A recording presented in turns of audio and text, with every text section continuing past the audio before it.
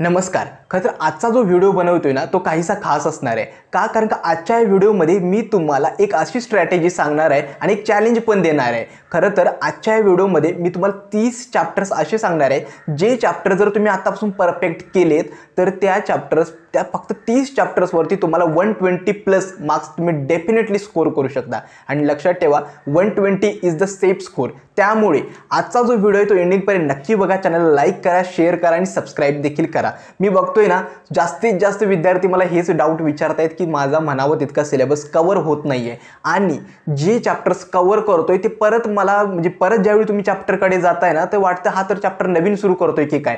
त्यामुळे हे असं प्रत्येक विद्यार्थ्यासोबत होतं बरं का. असं नाही की हे तुमच्यासोबत कारण का मी सुद्धा ज्यावेळी माझी सीईटीची प्रिपरेशन करत होतो लास्टचं जे 1 महिना होता ना तो खूप जास्त तणावदायक असतो. का? कारण का सगळ्या गोष्टी एकदम डोक्यावर आल्यासारख्या वाटतात. सिलेबस पण कव्हर करायचा आहे, जास्तीत जास्त PYQs पण सॉल्व्ह करायचे, MCQ टेस्ट असलीच पाहिजेत, DPPs आहेत, त्यात क्रॅश कोर्सने वेगळे दिलेले जे MCQs आहेत ते पण सॉल्व्ह करायचे आहेत, रिव्हिजन पण करायचे आहेत, मॉक टेस्ट पण द्यायचं आहे. हे सगळं ओझं घेऊन तुम्हाला जायचं आहे. मग आजच्या व्हिडिओमध्ये मी तुम्हाला एक चॅलेंज देणार होतो. ते पहिल्या चॅलेंजबद्दल सांगतो. आजपासून तुम्हाला काय करायचं आहे, जेवढे तुम्ही MCQ सॉल्व्ह कराल ना ट्राय करा ते टाइम बाउंडमध्ये सॉल्व्ह करायचं आहे. खरं तर एक अशी ट्रिक आहे ना ज्या ट्रिकमुळे मी सुद्धा 162 मार्क्स स्कोअर केले होते CET एक्झाममध्ये आणि 99+ ज्यावरती मला मिळाले होते. त्यामुळे आजची जी ही ट्रिक सांगतोय की आतापासून जेवढे तुम्ही MCQ सॉल्व्ह करा ट्राय करा की टाइम बाउंडमध्ये MCQ सॉल्व्ह करायचे. म्हणजेच काय, मी काय करायचो, समजा मी आता मॅथ्सचे MCQ सॉल्व्ह करतोय तर मॅथ्सचे मी समजा 20 क्वेश्चन्स पिकअप केले लास्ट 2 इयर्सचे PYQचे. तर त्या 20 क्वेश्चन्स मी ट्राय करायचो की 25 मिनिट्स किंवा 30 मिनिट्सचा वेळ द्यायचो आणि 30 मिनिट्समध्ये ते 20 PYQ सॉल्व्ह झालेच पाहिजेत. असं नाही की तुमचे किती सॉल्व्ह झालेत ती सुद्धा मी नोट डाऊन करून ठेवायचो. सुरुवातीला त्या 20 PYQs मधले ॲटलिस्ट 10 होतील 12 होतील, परंतु त्या टाइम बाउंडमध्ये जी MCQ प्रॅक्टिस करायची सवय आहे ना ती आतापासून लागेल आणि ती सवय मला वाटतं तुम्ही आतापासून डेव्हलप करा. मी पुढचा एक व्हिडिओ नक्की बनवेल की क्वेश्चन पेपर कसा अटेम्प्ट करायचा आहे. का? कारण का लक्षात ठेवा तुम्हाला 2 गोष्टींना खूप महत्त्व द्यावं लागणार आहे. एक म्हणजे काय, पेपर अटेम्प्ट करताना जो टाइम आहे तो तुम्हाला कसा मॅनेज करायचा आहे आणि दुसरा ते प्रेशर आहे. म्हणजेच काय, डिफिकल्ट क्वेश्चन जरी आला तरी त्याचा इफेक्ट पुढच्या क्वेश्चन्सवरती पडणार नाही याची सुद्धा तुम्हाला काळजी घ्यायची आहे. म्हणून आता एकच करायचं आहे की जेवढी MCQ प्रॅक्टिस तुम्ही कराल ते काय करायचं आहे तर टाइम बाउंडमध्ये सॉल्व्ह करायचं. एक स्टॉपवॉच तुमच्यासोबत ठेवा. ते स्टॉपवॉच काय करा किंवा मोबाईलमध्ये जरी स्टॉपवॉच लावलं तर त्यानुसार टाइम सेट करा आणि ते MCQ सॉल्व्ह करा.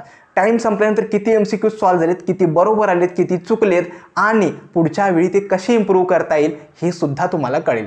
हे आहे आजचं पहिलं चॅलेंज जे तुम्ही आत्तापासून ॲक्सेप्ट करायचं आहे आणि यावरती इम्प्लिमेंट करणं सुरुवात करायची आहे. आता येतो व्हिडिओच्या दुसऱ्या आणि मेन कंटेंटवरती. म्हणजे काय तर तुम्हाला 120+ मार्क्स नक्की कसे मिळणार आहेत ते पण या फक्त 30 चॅप्टर्समधून. हे चॅप्टर्स तर मी सांगणार आहे. तर सुरुवातीला एक कॅल्क्युलेशन सांगतो. आम्ही गेले 2-3 वर्ष झाली काउन्सिलिंग करतोय, मॉक टेस्ट सिरीज सुद्धा विद्यार्थ्यांसाठी कंडक्ट करतोय. एक गोष्ट ऑब्झर्व केली की 120 जो आहे ना हा सेफ स्कोर आहे. कारण का जर तुम्ही पुणे मुंबईसारख्या चांगल्या कॉलेजमध्ये ॲडमिशन घ्यायचं असेल ना तर 95+ जर असेल तर तुम्हाला चांगल्या टॉप कॉलेजमध्ये एका बेस्ट ब्रँचमध्ये टेक ब्रँचमध्ये ॲडमिशन नक्की मिळू शकतं. आता 120 मार्क्स मी कसे कॅल्क्युलेट केले त्याबद्दल सांगतो. मी अजून काय केलंय तर मॅथ्सच्या 50 क्वेश्चन्सपैकी तुमचे 30 क्वेश्चन्स हे बरोबर आलेच पाहिजेत आणि ज्या विद्यार्थ्याने ॲव्हरेज किंवा त्याहून जास्त बऱ्यापैकी अभ्यास केलाय 30 क्वेश्चन्स आरामात बरोबर येतात. कारण का मॅथ्सचे जर तुम्ही बघाल ना हाताच्या बोटांवर मोजण्या इतके क्वेश्चन्स आहेत जे थोडे डिफिकल्ट आहेत. JEE मेन्सच्या थोडी डिफिकल्ट लेवल आहे ओके, परंतु बाकीचे जे क्वेश्चन्स आहेत ते सगळे मॉडरेट लेवलचेच आहेत. त्यामुळे मॅथ्सचे मी ट्राय करायचे की 30 क्वेश्चन्स हे बरोबर आलेले आहेत. मग 30 × 2 तुमचे 60 मार्क्स जे आहेत ते स्कोर होणार आहेत मॅथ्समधून. केमिस्ट्रीचे बघाल तर केमिस्ट्रीचे सुद्धा तुम्ही 50 पैकी 30+ क्वेश्चन्स आरामात सॉल्व्ह होतात. कारण का केमिस्ट्री खूप इझी येतं. त्यामुळे 30 मार्क्स त्याचे केमिस्ट्रीचे सुद्धा तुम्ही ॲड करायचे. आणि दुसरं आहे फिजिक्सचे ट्राय करायचं की 20+ क्वेश्चन्स हे तुमचे बरोबरच आले पाहिजेत म्हणजे 50 पैकी. मग 20 मार्क्स हे फिजिक्समधून स्कोर केले. मग टोटल किती झाले तर फिजिक्सचे 20, केमिस्ट्रीचे 30 आणि मॅथमॅटिक्सचे 60. 110 मार्क्स हे तुमचे बरोबरच आले पाहिजेत CET एक्झाममध्ये सुद्धा. मग आता उरलेले जे मार्क्स आहेत ते कसे स्कोर करायचे. आता मी सांगितलं की जे उरलेले क्वेश्चन्स होते म्हणजेच काय मॅथ्सपैकी 30 तुमचे बरोबर आहेत, उरलेले 20 आहेत, केमिस्ट्रीमध्ये 20 आहेत आणि फिजिक्समध्ये सुद्धा तुमचे 30 क्वेश्चन्स आहेत. त्यामुळे त्यामध्ये जरी तुम्ही तुक्के मारलेत, अंदाजे जरी काही ना काहीतरी मार्क केलेत, त्यामधून तुमचे उरलेले जे मार्क्स आहेत 10 मार्क्स किंवा 20 मार्क्स ते तुमचे स्कोर होऊ शकतात. म्हणजेच काय 120+ मार्क्स मिळणं इतकं डिफिकल्ट नाही आहे, आरामात मिळतात. फक्त का तुम्हाला एक पॉझिटिव्ह अप्रोच ठेवला पाहिजे, तुमची प्रिपरेशन व्यवस्थित होत असेल ते आधी पहिला ॲनालाइज करा आणि स्वतःला ॲनालाइज करत राहा. मी खूप वेळा बघतोय ना, 2 गोष्टी विद्यार्थ्यांना एक सांगत असतो, फक्त फोर्स लावून उपयोग नाही, तर त्यासोबत तुमचे डायरेक्शन्स पण महत्त्वाचे असते. कारण का आपण एफर्ट तरी घेतो, परंतु म्हणावं तितका आउटपुट येत नाही. याचं कारण सगळ्यात मेन असतं का, तर आपली डायरेक्शन थोडी चुकी झाली असते. विद्यार्थ्यांना आम्ही सांगत असतो की MCQ प्रॅक्टिस करा, MCQ प्रॅक्टिस करा, परंतु मुलं काय करतात, तर MCQ प्रॅक्टिसमध्ये जे इझी लेवलचे क्वेश्चन्स आहेत, बेसिक क्वेश्चन्स आहेत ते सॉल्व्ह करत बसतात. PYQकडे दुर्लक्ष करतात, PYQ रिव्हिजन करत नाहीत. त्यामुळे तुमचं सगळ्यात महत्त्वाची पुढच्या 30 दिवसामध्ये ती तुम्हाला डायरेक्शन मेंटेन करायची. आता येतो की पुढचे जे 30 चॅप्टर्स आहेत जे तुम्हाला परफेक्टली करायचे आहेत, ज्याच्या थ्रू तुम्हाला 120+ मार्क्स स्कोर करायचे आहेत.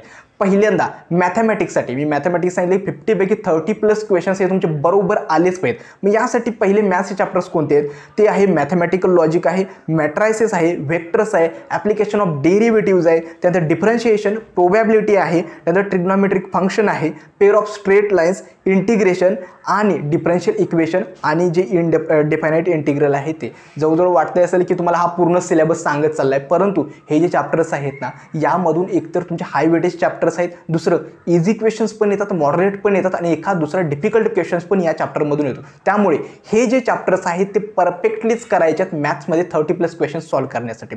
आता येतो फिजिक्सचे कोणते क्वेश्चन्स, मोस्टली डिफिकल्ट सगळ्यांना विद्यार्थ्यांना फिजिक्सच जातो. त्यामुळे फिजिक्सचे कोणते हाय वेटेज चॅप्टर्स आहेत ज्याच्यामधून तुमचं टार्गेट जे असलं पाहिजे ना, ॲटलिस्ट 20+ क्वेश्चन तुमचे सॉल्व्ह झालेच पाहिजेत. तर पहिला चॅप्टर आहे ते म्हणजे काय, रोटेशनल डायनॅमिक्स आहे, फ्लुइड मेकॅनिक्स आहे, कायनेटिक थिअरी ऑफ गॅसेस आहे, ऑसिलेशन्स आहे, EMI आहे, त्यांचं सुपरपोजिशन ऑफ वेव्ज आहे, सेमी कंडक्टर्स आहे, त्यांचं थर्मोडायनॅमिक्स आहे, ग्रॅव्हिटेशन्स आहे. एवढे जे काही चॅप्टर्स आहेत हे जरी केले तरी फिजिक्समध्ये आरामात 20-25+ तुम्ही मार्क्स डेफिनेटली स्कोर शकता. आणि आता येतो केमिस्ट्रीला. मी केमिस्ट्रीला खरं तर चॅप्टर्सची नावं तरी मुळीच सांगणार नाही. का सांगतो, केमिस्ट्रीला सगळे चॅप्टर्स इम्पॉर्टंट आहेत. केमिस्ट्री खरं मी बिलीव्ह करा लास्ट 2-3 इयर्सपासून बघतोय केमिस्ट्री खूप इझी लेवलचं येते आणि एखादा चॅप्टर जरी सोडलात ना आणि बायचान्स त्यातून इझी क्वेश्चन्स आला तरी त्यातून तुमचं नुकसान होऊ शकतं. त्यामुळे केमिस्ट्रीचा मॅक्सिमम सिलेबस कव्हर करायचा आहे. ट्राय करा की सतत रिवाईज करत चला केमिस्ट्रीचा सिलेबस. हेच आहेत खरं तर हे 30 चॅप्टर्स ज्या थ्रू तुम्हाला 120+ डेफिनेटली स्कोर करू शकतात. आणखीन एक लक्षात ठेवा की हे जे 120 मार्क्स आहेत ना, इतकं काही डिफिकल्ट नाही आहे, खूप इझी आहे. विद्यार्थ्यांनी काय केले, स्वतःच एक बर्डन घेऊन बसल्यात की गेल्या वर्षी डिफिकल्टी लेवल इतकी होती, विद्यार्थ्यांना इतकं पर्सेंटाईल मिळालं होतं, भलेही डिफिकल्टी लेवल जास्त असू द्या. परंतु गेल्या वर्षीचा एक अनुभव सांगतो, विद्यार्थ्यांना कमी मार्क्सवर सुद्धा चांगलं पर्सेंटाईल मिळालं होतं. हा एक पॉझिटिव्ह गोष्ट सुद्धा होती. डिफिकल्टी लेवल वाढले नाही तिथे सगळ्याच मुलांसाठी वाढलेले आहे. त्यामुळे आपलं काही नुकसान होणार नाही का, आपली प्रिपरेशन आपल्याला बेस्ट ठेवायची आहे. आपला अप्रोच किंवा आपली क्वेश्चन अटेम्प्टिंग स्ट्रॅटेजी ही बेस्टच असली पाहिजे, यावरती फोकस करायचा आहे. कारण आजचा जो व्हिडिओ होता ना, हा कम्प्लिटली तुम्हाला जर 30 डेज जे पुढचे जे 30 चॅप्टर्सवरती 120+ स्कोर कसा करायचा आहे त्याबद्दल सुद्धा होता. आणखी ज्या विद्यार्थ्यांना मॉक टेस्टमध्ये एनरोल करायचं आहे अशा विद्यार्थ्यांसाठी आमच्या मॉक टेस्ट सिरीजचे रजिस्ट्रेशन स्टार्ट आहेत. ज्या विद्यार्थ्यांना फुल लेंथ मॉक टेस्ट हव्यात, खरं तर हे जे 3 तास असतात ना CET एक्झामचे, तर 3 तासामध्ये तुमचं इव्हॅल्युएशन होणार आहे की तुमचं CETचा स्कोर किती होणार आहे आणि त्याच इन्व्हायरमेंटमध्ये, त्याच टाईममध्ये, त्याच प्रेशरमध्ये तुम्हाला टेस्ट अटेम्प्ट करायचे आहे. त्यामुळे total 25 full length online test आम्ही रजिस्ट्रेशन स्टार्ट केलेलं आहे. टोटल 25 टेस्ट तुम्हाला मिळणार आहेत. विशेष म्हणजे या टेस्टसोबत प्रत्येक विद्यार्थ्याला एक मेंटर मिळणार आहे. तो PICTमध्ये ज्यांनी 99+ स्कोर करून जे विद्यार्थी शिकत आहेत अशा विद्यार्थ्यांचा जे एनरोल करतायत त्यांना एक पर्सनल मेंटर मिळणार आहे. काहीही डाऊट असेल प्रिपरेशन दरम्यान, स्कोर इम्प्रूव्ह होत नसेल, रिव्हिजन कसं करायचं, तर तुम्ही त्या मेंटरशी कॉन्टॅक्ट करून तुमचे डेली डाऊट सेशनमध्ये तुमचे क्वेश्चन्स विचारू शकता. विकली टॉपर सेशन सुद्धा मिळणार आहे. त्यामुळे ज्या विद्यार्थ्यांना मॉक टेस्ट सिरीजमध्ये एनरोल करायचं आहे त्या विद्यार्थ्यांनी डिस्क्रिप्शन बॉक्समध्ये दिलेल्या लिंकवर क्लिक करून मॉक टेस्टमध्ये जरूर एनरोल करा.